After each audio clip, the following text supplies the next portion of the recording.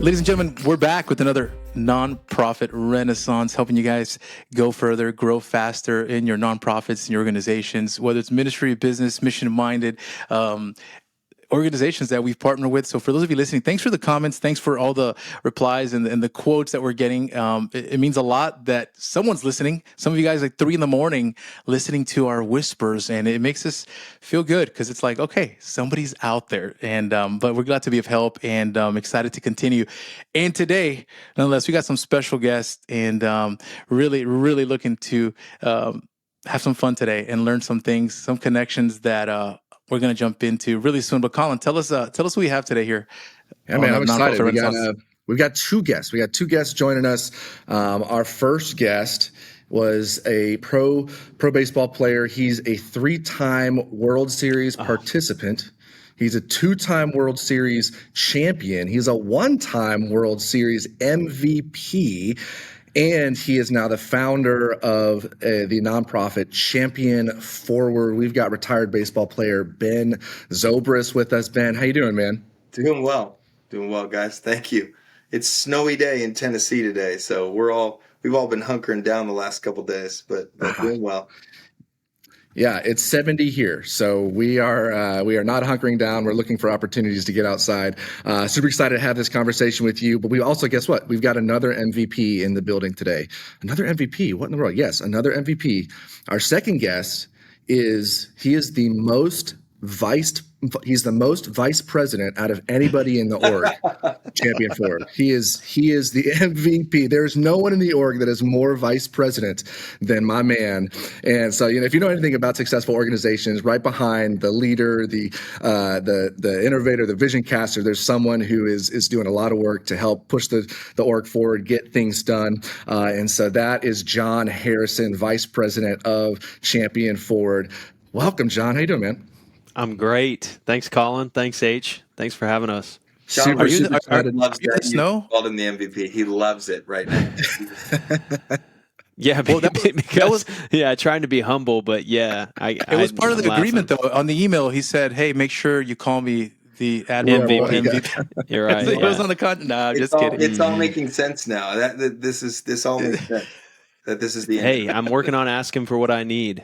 That's good. Hey, good. How do you feel about this, John? You feel great now? You feel good? Ready? I feel affirmed. That's what we're going for. So we'll build off that. But yeah, I'm in the snow here. I spent 10 years in Minnesota, and so the snow kind of became second nature for me. And so we don't get much of it here in Tennessee.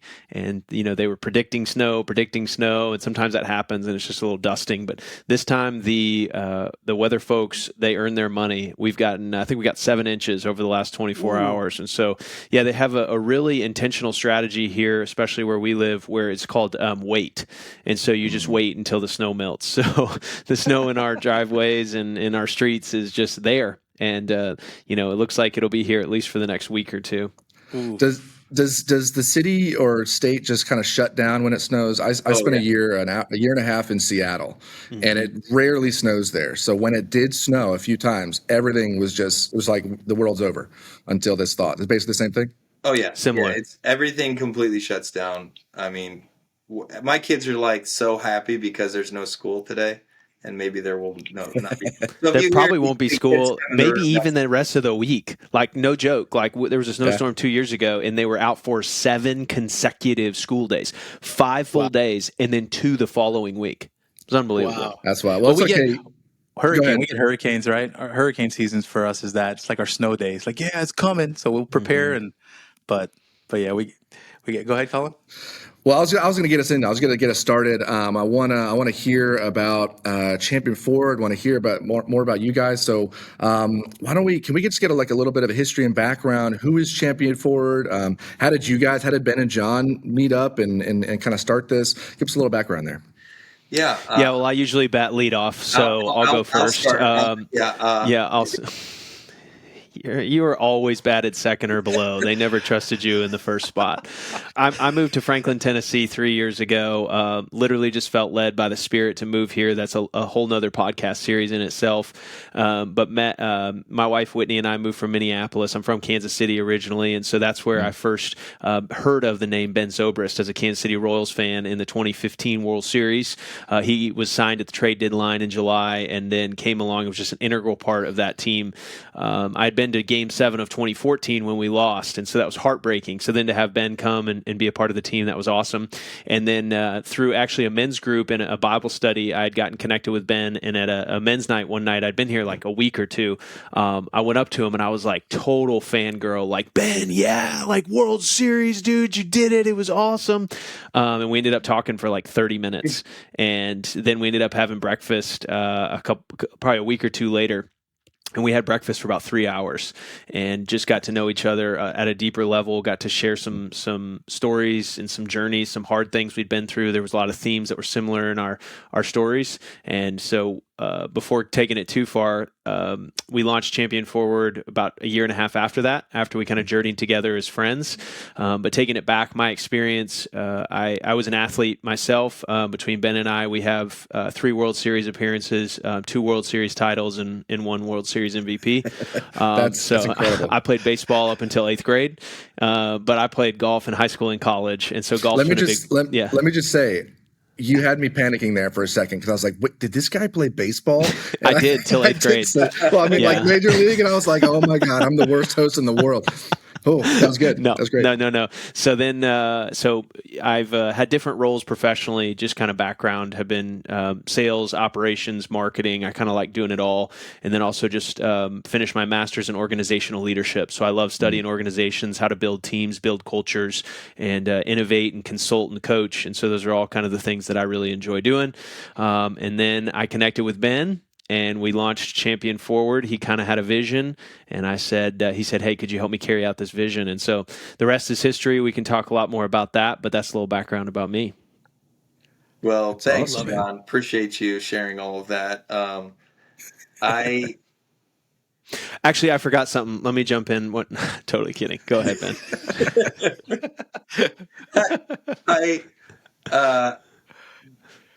I think the idea for Champion Forward was really born out of both of our pain through the performance pressure process.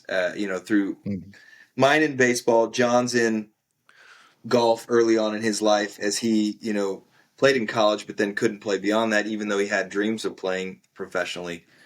One of the things we connected on as friends, as he remarked about, was that we both had this part of our journey. And while I went on and played for a number of years in the major leagues, one of the things we talked about was anxiety, depression, some of the coping mechanisms that we had while we were trying to live out our dream.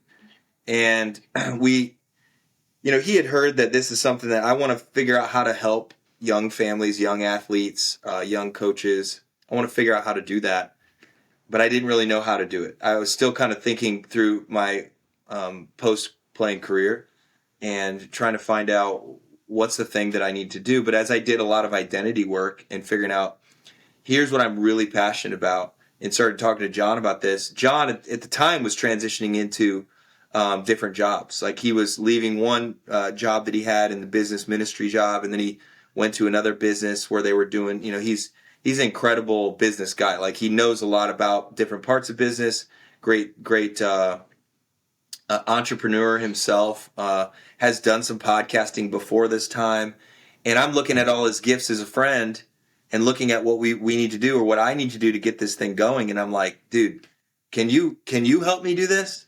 And as I talk to him about that, and he starts like, well, let's just talk. And we didn't want to dive in too quick, and so we worked for 3 months. We decided let's talk about this for a couple months, and for a consulting kind of thing. And then after those few months, we were like, you know what, this is going really good. Let's see what we can build together. And so we really, for the next year after that, really built what's known as Champion Forward now, and launched in September. So that's how we got to where we are. And on the regular, we're obviously podcasting together. but we have an incredible support team that John has helped put together here, and we've got a great advisory board of people that are in sports, people that are coaching, even practitioners, some therapists, and people that are kind of advising us on the side of the performance pressure. Because what we're noticing, like, we want to help young athletes, parents, and coaches. This is our mission statement: is help them thrive on and off the field. And if we can do that, we're not just doing that for the athletes, because we know that the athlete needs that support system. They need the caretakers that are around them to be doing their work, and they need the coaches to be doing their work to provide that environment for them to thrive. We know that that's a mental skills. There's mental skills behind that. There's emotional skills behind that. Everybody's dealing with the challenging sports experience out there. And so we're like, what do we do to address this challenge? Because now we got money added in at the amateur level. I mean, NIL and the travel sports circuit has gotten really crazy over the last 20 years since we've done it. And, you know, those of us that have been through it from the youth all the way through the professional ranks, I feel called to do that. I feel called to speak to that. So we're trying to inspire and challenge these people that are in that world, but we're also trying to educate them on some of the things that we know about now. So, John, how was that? Did I sum it up a little bit more? You don't need my affirmation. You don't. Let me jump in a little bit, because there's a lot I can relate. I've seen some of your talks, Ben. I've listened to your podcast, some of your interviews. I'm a pastor's kid myself. Mm-hmm. Grew up in a large home. You're one of 5 kids, right? I've got 5 boys myself. Yep. Right. So it's a full-time gig. And I love Champion Forward. I mean, you guys, I love, number one, it's the ABCs, right, of emotional health, right? Which awareness, balance, connection. And I love, also, I'm going to kind of vomit here and dump on this because the topics I want to hit on. Love the interview, you talking to your dad and the importance of family, the importance of kind of that upbringing and a father figure in a home. Could you speak to a little bit of that and how it all comes together? One, if you're talking to me, I'm a dad of 5 young boys. I've got 5 young boys. I never figured out the girl situation, but so 5 boys. Have a dad who's been a mentor and a father figure for me. It meant a lot. How does it all play? Because I think, even hearing you talk, one of the, by the way, for our listeners, whether you're doing your fundraising event, your church, your nonprofit, your org, bring Ben out to come speak and come talk to you. We're going to link all the information below. I'll be on there. But talk to us a little bit about how it all comes together, because you came out of a big platform. And I think you, even one of your talks, I heard you say how it's uncomfortable, right? You come and Colin just introduce you with this list of like accolades, boom, and this and that, and how it's that platform and that performance vibe of like you have to kind of turn off, and you've been working through it, you're getting better, you're mastering, you're trying to teach it. Tell us a little bit about that, how to not perform, and how does it play into kids, into the emotional health of kids who are performing. And again, we can go into emotional coaching and skill coaching and all beyond, but I know I gave you a bunch.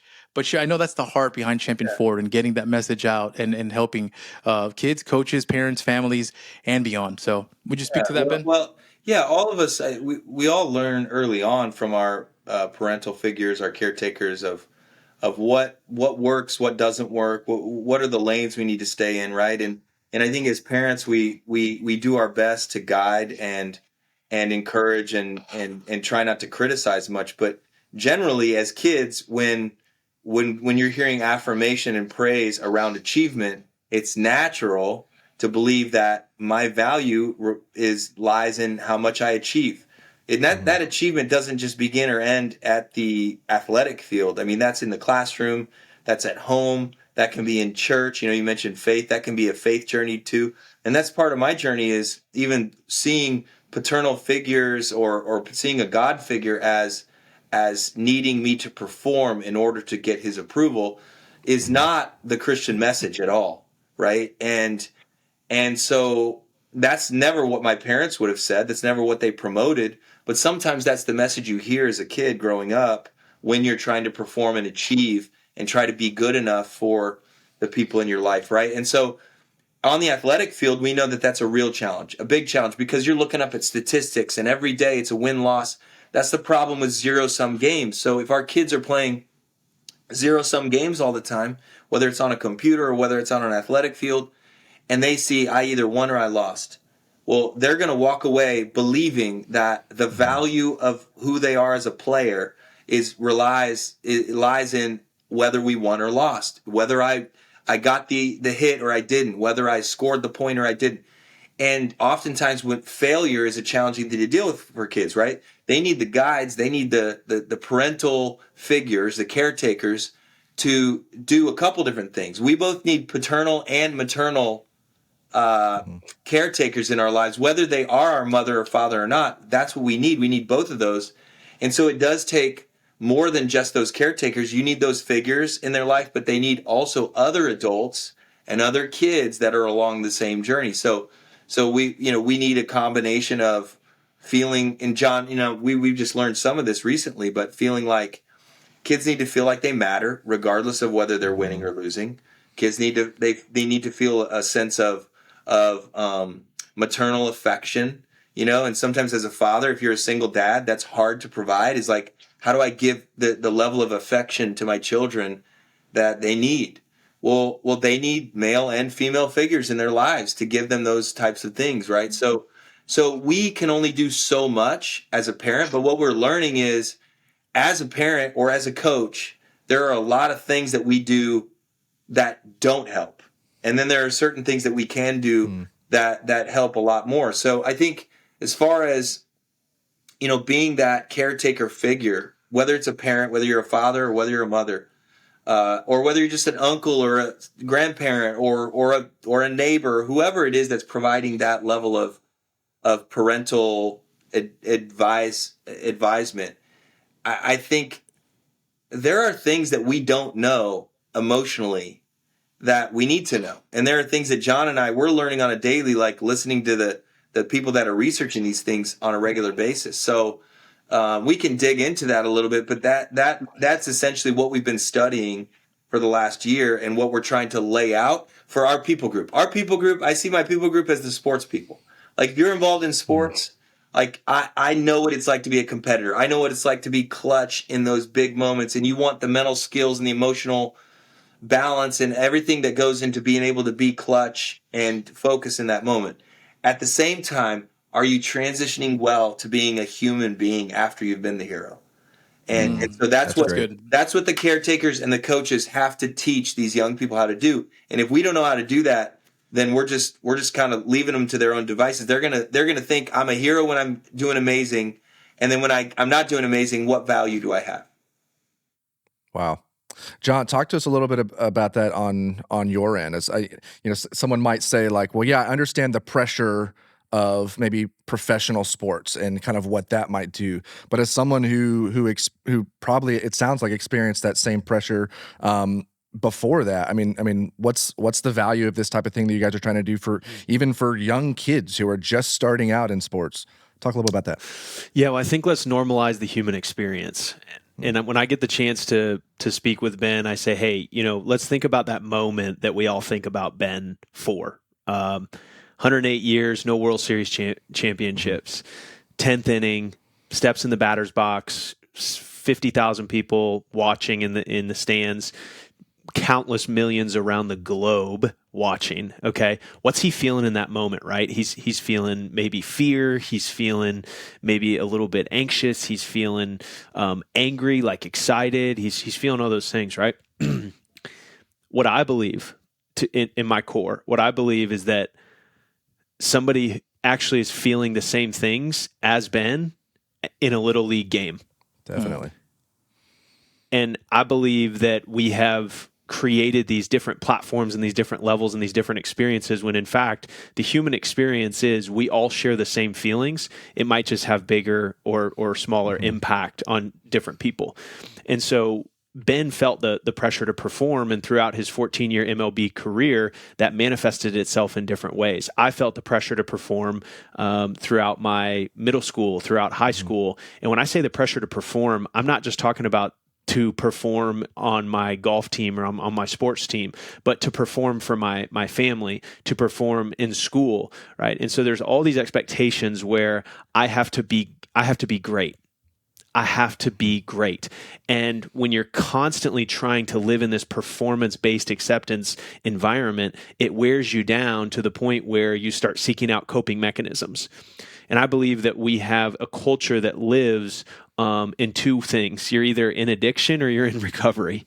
And I mean that respectfully, but I mean that we have so many addictions. And you obviously have the addictions we talk about heavily, whether it's substances, pornography, etc. Like we talk about those addictions. But I believe there's addictions to social media. I believe there's addictions to food. I believe there's addictions to retail shopping. And all these things are creating different dopamine hits for us. And when the brain is in pain and we don't know how to connect with what we're feeling, we seek out these dopamine sources.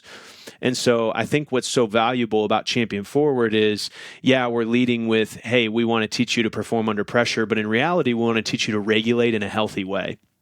Because when you can regulate in a healthy way, you're learning to respond to the way that life throws different things at you instead of react.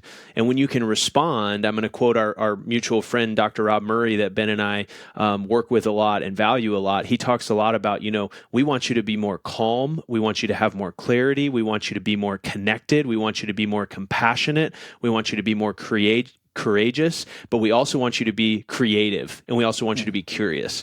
And so the work that we teach people to do is hopefully leading them down this path where they can live with all of those things, where you're living a life where you're thriving.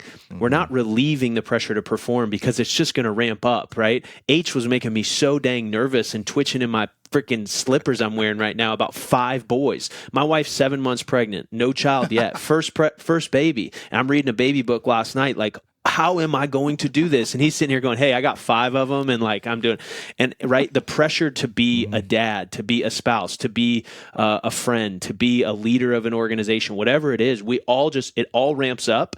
And so what we're trying to do is to equip not just the young athletes and competitors, but the people that are responsible for their caretaking them and the coaches, how to handle what life is throwing at them so they can be the most effective in the different roles that they have. Yeah. Yeah. I love that, John. Let me go ahead, Ben. Well, if I could just add, I love the fact that this is what we've built is not just for the athletes. Like obviously the athletes are paramount because they're the kids and they need, the kids need to be the most supported, obviously, but adults need support as well. And so if we are giving this and offering this to the young competitors, they're the ones out there on the field. What's really going on is probably the greatest emotions that have no outlet at all are the parental emotions on the sidelines, right? And so this is just as much for the parents as it is for the kids. And everybody, we all know those stories about parents that are out of control and that they're screwing their kid up by being out of control at the field. Like that's what we're addressing. I love that's part of this. We saw that video of you on the sideline, H. I said it to him beforehand. I told the publicist to take that down. Sorry. We need to talk about it. So Ben, tell me about that, because it's that whole, like, I've been guilty and I've been better, right? But I've got kids in soccer and football. I've got the performers in arts. I've got a pianist and a violin player in my and they're performing in the same way, right? Because and it's like, well, you'll get an ice cream if you score. Ugh. Okay, so how crazy is that? That was not me. That was Collins. But right, we live in that world of rewarding a performance like that, or that where it can be so traumatizing and damaging to a kid's soul, really, right? If we're not careful. Yet every dad has that. I want to see my kid win. Do I want to see my kid beat up the bully or be the bully? Tell me about that. In your experience, what you've seen in pro, but also for kids, because it's real for me now. And I'll say this last thing, because Colin's a pastor's kid. I'm a pastor's kid. Ben, John, are you a pastor's kid? No. Because this would have been a pastor's I'm technically kid not podcast. a pastor's kid, but church kid through and through. Okay, there we go. So there's a performance element even to that. A lot of our leaders are either in churches, there are thousands of pastors listening to this. You have to perform if you're the pastor's kid, which is the worst. Now, my dad has been in ministry for 30 plus years. He's led so well in saying, you be you, and you're going to bring all your crap with it, and God's grace is the same for you as it is for. But there's this performance element and how he's handled my mom, his wife, of like, you don't have to be this. Now, it's a challenge. It is a challenge because we're flesh and bones. And tell me about that, Ben. What are some tips to even handling all that? How did you do as a pastor's kid? Were you like are you the golden child pastor's kid? Well, golden child. I don't know about that, but like, as far as I mean, we had 5 in our family, and I want to be careful here to say that we're not trying to lower standards, right? Because the standards, the standards of excellence and standards to try to behave in a certain way or be a good example to those around you, be the leader of around you is really important. I want my kids to be leaders. At the same time, I want that leadership to be to come from within. If that's coming from external sources, if I'm the one putting pressure on them externally to do it, guess what happens as soon as that external pressure goes away? That's it. It's gone. It's gone. Like the big problem, whether you're in a professional sports or whether you're trying to parent your kids, is extrinsic motivation only lasts so long. It only lasts so long. As soon as you get the thing, there's always a lull. As soon as you get the reward, there's always a lull. And then you gotta figure out, well, what's the next carrot? Well, I lived that way for a long time without realizing I was living that way. Because, you get drafted or you're playing college ball and it's like, well, what if I could get drafted, right? So you go get that carrot. Mm-hmm. I got drafted. Now I can say I was a professional. Well, then you're a professional and you're going, well, what's next? Well, if I could just make it to the next level, single A, double A, triple A, there's always a carrot. Major leagues. You're a major league baseball player now, Ben. Wow, that's amazing. Now you're getting paid a lot of money. There's so much that comes along with that. People are carrying your bags everywhere. Well, what's next? Well, let's get the major league deal. Like the long-term deal. Set your family up for life. Like that's what it's all about. That's what people at that level will tell you. It's all about making the money for your family so that they can be set up for the rest of their lives. And then you go get that, and then you know what you realize? What next? That's not enough. Okay. Well, what if I could be an all-star? What if I could make it to a World Series? I made it to a World Series early on in my career. We lost, but I made it. Became an all-star. Is that Tampa? 9. Go Tampa, Rays, right? baby. Go Tampa, Rays. That's right. Become an all-star. I'm like, wow, what else is there? Free agency. Get to free agency. Get that big deal. Now we got to win the World Series. Well, I won the World Series with Kansas City. It was amazing. So amazing. Well, what do you do next? Well, the Cubs haven't won in 108 years. Sign up with the Cubs. You get that opportunity. So I went and did that. We did it in the first year. The carrots just kept coming, and I kept going, being a part of the teams that were achieving them, right? And then on top of that, I never expected to be a World Series MVP, and then I was a World Series MVP. So once all that extrinsic motivation is done, what are you left with? If you haven't learned how to know who you are when you take the uniform off, and you haven't learned who you are when you're not achieving anything, and you're not intrinsically motivated at that level, you'll have what I had. You'll feel anxious, you'll feel depressed, you will not feel at peace. And I had Jesus in my life, but I still hadn't learned that I wasn't tapping into that unconditional love. I wasn't tapping into that intrinsic side of like, wow, I know who I am when all of the achievement goes away. Because there was always a carrot there. And that's what I want to warn parents that are trying to help their kids achieve great things. Help them achieve great things, but while you're doing that, if you're not focused more on their intrinsic motivation and help them learning who they are when they're not achieving anything, then you're missing the boat. That's what we've got to be doing as parents. Man. What an incredible message. I mean, if there are more kids, I think that we're able to frame it as the greatest thing I can do is be the most joyful and authentic version of myself. It doesn't matter what is beyond that. Man, if you can hit that, anything beyond after that is extra. But like that's the point. That's so good. You guys are doing such incredible work. I want to talk a little bit about the faith as well, faith side of things, but let's talk about the impact and let's talk about the success stories. What have you guys seen so far as you guys have been doing this and you're going out? First of all, give maybe a little bit of a glimpse of like what does it look like for Champion Forward to do what you guys do? I know there's speaking events, there's things like that. Like what does that look like, and what have you guys seen come out of that? What are some success stories? Well, we've had two awesome in-person workshops. Kind of last year we were in Chicago, and then we were also here in Franklin.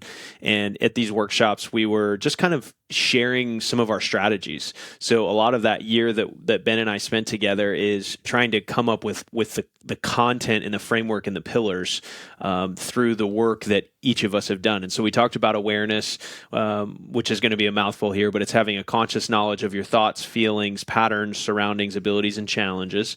We talk about balance, which is having a healthy division of time, energy, and attention giving to the different responsibilities that you have. And then we talk about connection, which is having meaningful interaction that includes authentic communication and feedback. And then we also talk about this idea of emotional versatility, which is the ability to identify your feelings, clarify and understand what they're telling you, and engage with that information effectively. And so we talk about these concepts, and the product or the result of intentionally pursuing these are three things. We talk about motivation, which we all want to be motivated. We all want to have energy and enthusiasm. We talk about vitality, which is what separates something from being dead versus being alive and having that energy. You want to have that if you want to be in life. We all want to have vitality, and we all want to have presence. We want to be present for the people that matter most to us. And so we've been sharing some of these concepts at these different workshops. We've been also talking about how you can do that, and then also taking people through experiences where they'll actually feel what that is like. That's some of the successes that we've had. And then in addition, just recently, we've had multiple speaking engagements. We're starting to do a lot of webinar speaking engagements. So we're partnering with high schools, colleges, different travel sports organizations to bring webinars to kind of their constituents and provide them resources, strategies, tactics. We just did some in-person events at some high schools and partnered with a youth baseball organization and did an event for almost 400 people, which was awesome to have them there. And where we're evolving to is how do we actually take what we're doing and train and equip other people that are inside of those organizations to be carrying out what we do. And because we all know that long-term sustainable change happens over time. It happens kind of hand to hand. You need somebody on the front lines. And so Ben and I are really just trying to be out educating and inspiring. And then hopefully the next year will be spent equipping while we're educating and inspiring, equipping those people inside of organizations, inside of sports teams to be kind of the ambassador, if you will, carrying forward what we're doing. From a success story standpoint, I think I always like to think of this of we're just planting seeds. And, coming from a ministry background myself, I'm trying really hard to be focused on the seed planting and not trying to take a look at the harvest. Definitely. And so right now, Ben says it best. He says, we're teaching a soft skill. And so we don't want to judge our successes by having some instant crazy transformational story. I really personally want to judge our success by, are we planting seeds? Are we being faithful to what we're called to?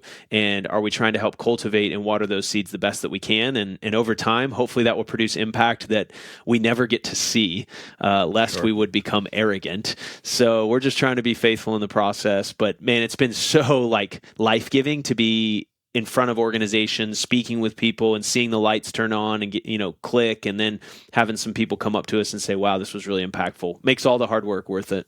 Yeah. John, let me follow up on this. For our leaders, some of the listeners are just getting started or about to start. They're entering maybe a nonprofit or, charity that or a foundation of sorts. You guys are leveraging your experience, success, the lessons, your entrepreneurial side, the influence that God's given you and then you've achieved.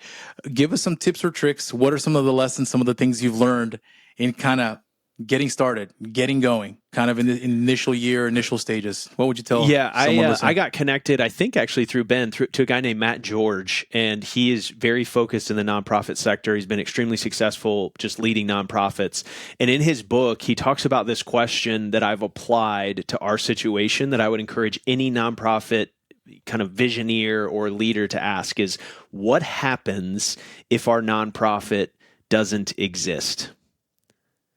What happens if our nonprofit or our organization doesn't exist? What's the impact if it stops operating tomorrow? Right? Would the world notice? Would the world even? Well, to the point almost of asking yourself, it helps you get really clear, H, on what problem are you solving. And I think that when we really distilled that down, that helped kind of propel us forward, is when we found out, okay, what happens if Champion Forward doesn't exist? And that's you might need an hour or two to fight through and keep asking, but that would be kind of one piece of advice, lesson learned. Number two, I would say, this is just me speaking to myself right now, don't be afraid of adjustments. One thing that made Ben great in his career is the ability to make adjustments, whether it was to pitchers or in positions in the field. And I think for me, sometimes I want things so black and white, but kind of be adjustable, be flexible, be like bamboo, bend but don't break. And then also, I think a huge piece of advice that I've learned, we got this from a guy who's been such a great guide to us, a guy named Bart Garvin, incredibly successful businessman, but a man of God and faithful to our mission. It's been awesome to have him a part of the team. He says, stay close to your customer. And we live in a world where we have access to so many platforms. Like the four of us right now could build, if we spent the next 8 hours, we could build stuff that used to take people years to build. But be really careful in just building to build. Like, I'm trying really hard to stay close to my customer to say, what do you need? What do you need? And Ben does a really good job of that. How can we support you? Because so often we're just thinking that we know what someone needs or wants, and then we go spend all of our time and energy building that, when in reality that isn't the support that they're actually needing. Yeah, man, that's cool. So good. That's good stuff. Yeah, to that end, from a founder's perspective, I would just say, for people that are the initial driver of the nonprofit or the visionary, I think one of the things that I am realizing now, looking back, but didn't really fully realize at the time because it just worked out, the right people, not just knowing your constituency of who you're trying to serve and what the problem is, but who are the people that you're partnering with in doing that, and what are their giftings, right? So one of the things early on John and I talked about is, like, at the end of the day, if we build nothing, I want to serve you as a friend. I want to figure out what John are you really gifted at, and let's try to get you in that lane. And Ben, what are you really gifted at? And we knew early on, like, John is really gifted at taking a vision and, like, making it go. Ben is not great at making it go. Ben is great at throwing the vision and adjusting it to what the needs are, and we worked on that together. But then there came a time where John's like, when we add people to the equation here in partnering, we need to find people with these giftings because we don't have those. Working Genius is something he worked with, like that book. And, like, we really needed that because the third person that we added into Champion Forward, after we had worked for months and months and months, and we needed a third person, John's like, this is what I know we need based on doing this. We've got to find a person like this. And it was, like, amazing how God dropped Hannah Tanner into our life. Like, Hannah has the perfect gifting of what we needed at the time. So she was the third hire to Champion Forward. Love it. We've gone on from there, but, like, knowing what pieces you need in place to actually make the vision come to fruition. I didn't know that at the time, but John, when I brought John in, John took my ideas, made it start going, and then he's going, we need these people, right? And that was such a huge part of, helping things start to move. Yeah, one thing I want to add to that real quick, because I don't want to miss this point, is using the Working Genius was incredibly valuable. It's still very valuable. Ben is a wonder and invention guy, if you're familiar at all. So he can come up with an idea and then dream about how something could be different and then come up with an idea. He looks like a tenacity guy. That's at the very bottom. Zero tenacity. I know. And so I'm a discernment and enablement. And so I love coming alongside, but also figuring out, like, Ben, let's distill that. Is that actually going to work? I don't know. And then, Hannah came in and she was tenacity and enablement, right? So then we've had another team member, Omar, come on, and I can't remember, he's galvanizing. And so he's great at getting people together. And so as you kind of continue to grow, understand that just as it talks about, we all have our unique skill sets as followers and we fit into the body of Christ. In the same way you can fit into an organization, but getting an awareness of what those are. But the second thing I really want to talk about, like, logistically or tactically for nonprofits as they're launching, is don't be afraid to leverage contractor talent. Like, I think we live in a world where you have access to so many different people that you don't have to hire a full-time employee. And I think you need people before you need them, which is the tough part. Like, I was looking back in April and I was like, I know we're going to need more people, but everyone that we've brought on our team, we've leveraged contractor talent before that. And so we're even doing that right now in multiple different segments and outsource to the experts in whatever field. And I think there's just that's a new way I'm seeing is like a new way of looking at the business world and how you operate an organization is before you'd be like, well, we need to hire someone. That means we need to pay $48,000 to $60,000 and we need to give them insurance and we need to bring it. Yes, maybe down the line, but like you could be working with 4 or 5 different contractors on an hourly basis or a deliverable basis, getting great things done without needing necessarily the capital up front that you would need to bring someone on full time. No, that's right. But even post 2020, we've seen that, we serve 100 plus organizations, and the fractional piece, whether it's fractional CMO, fractional, has been a huge, key to the success of the organizations who sometimes can't, are not in a position or don't necessarily even need never to bring on somebody full time. And people get to use their gifts, specific. So we've seen that too. Love the Working Genius. We use it at Verse, at our agencies, all the clients that we recommended. So big shout out to figuring out your widget. And the cool thing about the Working Genius, right, is that the hierarchy is that you need them all. There's a genius in all of it, right? Mm-hmm. From wonder to tenacity. Because I'm with you, Ben. I'm tenacity. Man, if I don't have, we have our Hannah in our organization. She runs our operation, and she is tenacity to the T. And without her, we had amazing ideas floating all over the world, but never. I think we're both Iggy's. I think we're both IGs. You and I. So pretty much. We annoy the crap out of Hannah. Let's talk about adaptability, pivoting, and I'm amazed. I grew up in Brazil, so not a huge baseball guy. The Japanese community brought baseball to Brazil, and then and it's growing.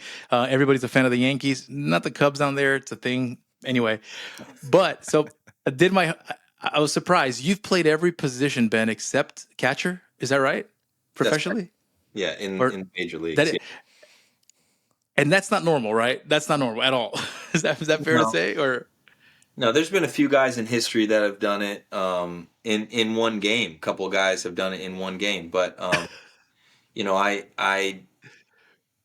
really didn't do any, like, the pitcher thing didn't happen until the last inning of my career. So I pitched the last inning of your last game, correct? The last game, basically. Yeah. I pitched in college, so I knew how to pitch, but it had been 16 years since that had taken place. So that was. And you struck out a Hall of Famer, basically, right? I can't pronounce his name now. But I mean, I'm not trying to. No, I was just go for it. Just do it. Yeah. Hitting speed. That's the reality of that. But yes, I struck out Yadier Molina, and he will be a Hall of Famer within a couple years here. He's one of the best catchers that we've had in our generation. Sweet. So yeah, I love that. Impressed. Versatility was what made me a valuable player. Like, without that, I would have been just an average major league player. And I think what allowed me that, I had people, Joe Madden, Andrew Friedman, like the front office in Tampa Bay, that saw, like, there's a different way to do this.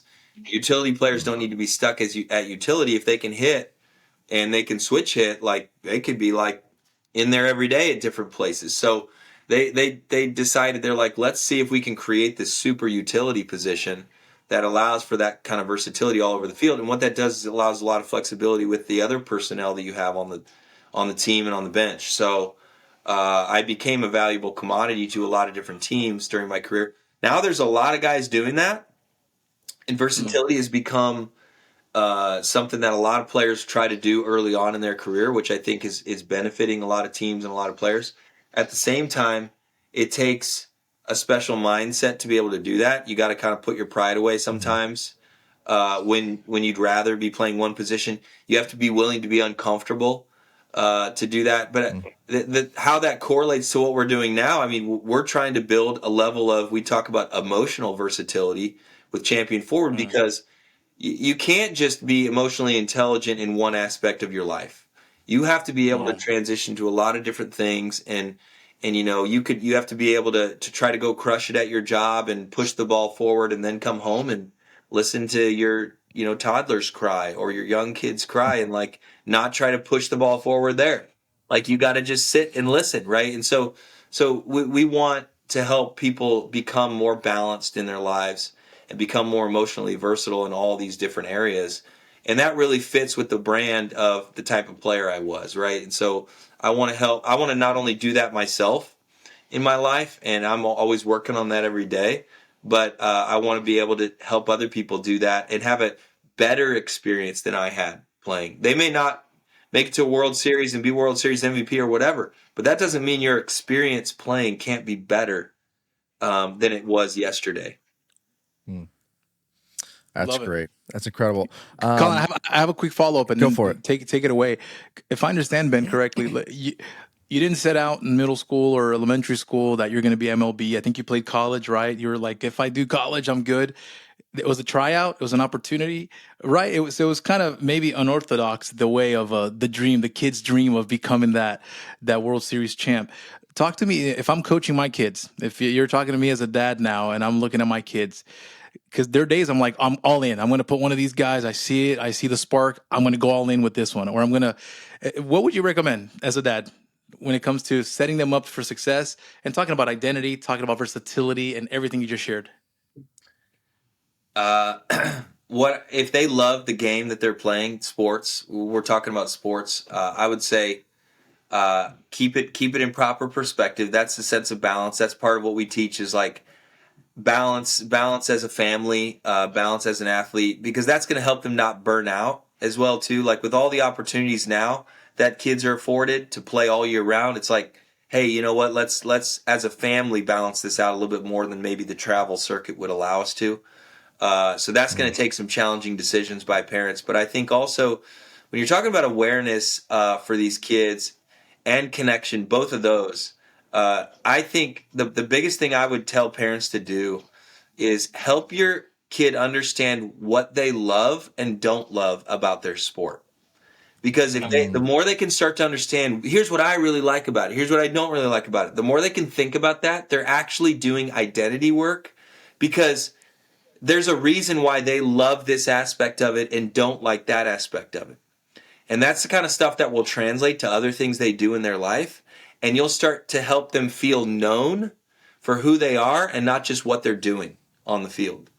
That's the most important thing. And that's also the connection piece as a parent or as a coach that you have to work on. Is like, I want them to know, I know you, I know what you like and don't like. Even if things go well or go bad, it doesn't matter. Like, you know, I want to help you feel known. And that you know, no matter whether you win or lose, you're mattering out there to me. Let me jump in on that. I gotta add some context to that real and then quick. I have a follow-up. Thank you, John. Because the only 7% of athletes will play collegiately. 7%. That's a small number. 7 out of the 100 kids that you see running around are going to play in college. It's an even smaller number that are going to play professionally. There's a myth that exists that sports specialization will somehow provide you a pathway that is going to be profitable for the rest of your life. That is false. There's no data to support that. In fact, Range by David Epstein is a great book that you can check out, where he's actually proven that generalists and not specialization is a better strategy if you want long-term sustainable success in professional sports or any high-level performance process. We talk with other MLB athletes who have told me, hey, when you get to the MLB, it's enough of a grind. When you're in college, it's enough of a grind. So take away the grind when they're in middle school and high school, because if they're going to make it and they have it in them, they're going to work hard. Of course, give them opportunities. But yeah, I mean, Ben's a great example. Yeah, he's an outlier, but I'm starting to hear there's more and more stories of guys playing multiple sports in high school, not until college were they specializing, and they just tried to be the best they could be that day, and it just kind of kept taking them on and on. I love that.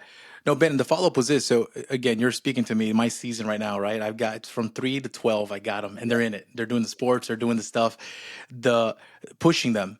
So sometimes, you know, there's the projecting parents who project everything I didn't do, now you're going to do for it, right? There's the projecting, but pushing them. How much should somebody push, you know, if I know it's healthy or good for the social skills or for the physical, for the, let's say they hate it. I'm dragging them out there. What's that balance? What's that balance of like, no, I'm going to drag it out there. You're going to hate it. You may thank me later, or no, or let them find their, you know, their specialty somewhere else. What would you recommend? I know it's maybe subjective and personal, but what I recommend for them to figure out what they like and don't like is trying a lot of different things early on. But when you commit to that season, you're going to play the whole season out. Even if you hated it after the first practice, you're committed. You said that this is what you wanted to do, stick with it all the way through, and we're going to get the full experience, even if you hate every second of it after the first practice. That's what I think is hard is kids, especially early on, they don't know if they like it or not. They think they want to try it. And so then they say, yeah, I want to play. And then you sign them up and they're like, I hate this. I don't want to do it. It's like, well, you know what they learn? They learn to think a little harder before they say, this is what I'm going to do. And so that's good for them to start to have to consider there's some consequences. If I commit to something, whatever it is, there are consequences. Love that. And I need to be responsible then to follow through with what I said I wanted to do. Love it. Man. See, Colin, you're gonna finish the pickleball season, okay? You heard it from Ben. I don't know. Listen, you're gonna finish it. Okay, I made jokes about it, but I think pickle elbow is a real thing, and I think I got it because my arm has been hurting. Like I went too hard without any warm up or anything. But I did win that last game against UH, so I'm pretty happy about that. But no, that's great. And as I spent 7 years in youth ministry, and one thing that I know for sure is that students, teenagers, kids have no idea. Like you said, they have no idea what they want. They might think they do, but like part of that is helping them learn how to go through the process of like actually figuring that out and trying different things. That's such a good point, and that's one of the most, I think, valuable things, like you're saying, you can do for your kids. I think the other thing would be instilling strong faith, which it seems like all of our parents did that. Where does faith come into this with you? Obviously, there's a strong foundation, and it's very foundational and background for you guys. But does that faith come out publicly? Does that, obviously it informs behind the scenes, but what does that look like for you guys? From like inner workings, and when you guys are out places, like how does that come into play?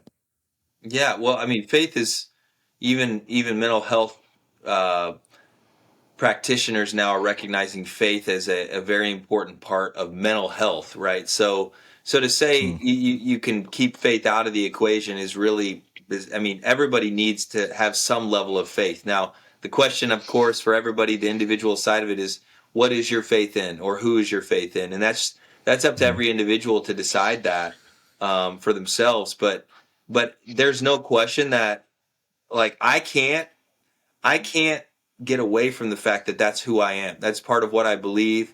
It's going to be involved in every decision that I make, and sometimes it's going to be uncomfortable because I'll believe different things than other people are going to believe. But at the end of the day, you have to be able to be comfortable in your own skin enough to own what you believe and why you believe it. And kids are in process on a regular basis. So are parents oftentimes. As adults, we're in process trying to figure out, what do I really believe about this or that? And I think it's healthy to say, hey, I don't know, but I think this is what I think I believe. And we need to model that for our kids. Instead of pretending like we always have everything figured out, we need to model that I don't know for sure, but this is what I believe. Absolutely. And this is why I believe it. And then you also need to give them the freedom to decide what they believe and why they believe what they believe, right? And that's so hard because codependence, as parents and kids would say, well, I got to make sure that you don't make the wrong decision here. Well, sometimes their process of growth is going to involve making bad decisions before they make better ones. And we have to have the fortitude of our own faith to trust that, hey, I want to guide you and help you, but at the same time, you need to make your own decision when it comes to this or that, And I'm not talking about healthy, protective things that parents need to be doing. I'm talking about as they get older into the high school and college years, it's like that needs to be where we need to give them more freedom to make some of those tougher decisions. John? I'll add some context to that. I mean, I'm a Christian. Ben is a Christian, and our organization itself is an organization that teaches competitors, caretakers, and coaches to thrive in the midst of performance pressure. That's what we do. We serve a whole host of demographic of people. We serve people from different backgrounds, different experiences, different cultures, and that's our organizational goal. It might be different than our personal missions or our personal agendas. Not even agenda. That's a horrible word. But I would say like our personal mission might be different than the organizational mission. We can't help but try to serve, because that's one thing we're called to try to. And like Ben said, it's going to come out in who we are and what we do. Absolutely. But in terms of like an educational nonprofit versus a religious nonprofit, Champion Forward is an educational nonprofit. We strive to help as many people as we can. We also see our organization as a place where someone can come and maybe churn up some things in their life that they've maybe been afraid to churn up. They've maybe want to connect more. Maybe a parent wants to say, hey, I feel super disconnected. I just want to figure out how to connect better to my young athlete. I feel like I'm just a shuttle driver now. How can I connect to them? Or a young competitor can come to the organization and say, hey, I'm trying to figure out, I just don't feel like I'm enough if I don't produce on the field or at school. And so we're wanting to provide an environment where people can start having those crucial conversations that can create deeper connection and potentially prevent burnout, reduce isolation, and maybe help with some of the struggles that all of us are facing, whether you're a competitor or a caretaker or a coach. Yeah, that's good. I think that's where it happens most authentically too, when it's not something you're forcing, but it's just something that it's open and it's there, and you see it in someone, and it just makes you like, what's different about you? That's great. So as we're wrapping up here, I want to, there's nonprofit leaders who might be finding a lot of success. There's nonprofit leaders who might be in a tough place. What are some of the challenges that you guys have run into, that you've encountered in this process? What's some of that? Maybe if there's any fail stories that might be entertaining. But what challenges have you guys come up across, and how have you worked through those? Ben? I don't have any. I haven't had a single one. No challenges at all. John, right? Zero. Yeah. That's why you're the VP. Yep. Write the book, man. Talk about having the right people, man. Yeah. How to succeed without challenge. Knowing him, that's a lie. No, I think mine has been, anytime you start something new, and especially when you're building something, it takes a lot of effort and a lot of time.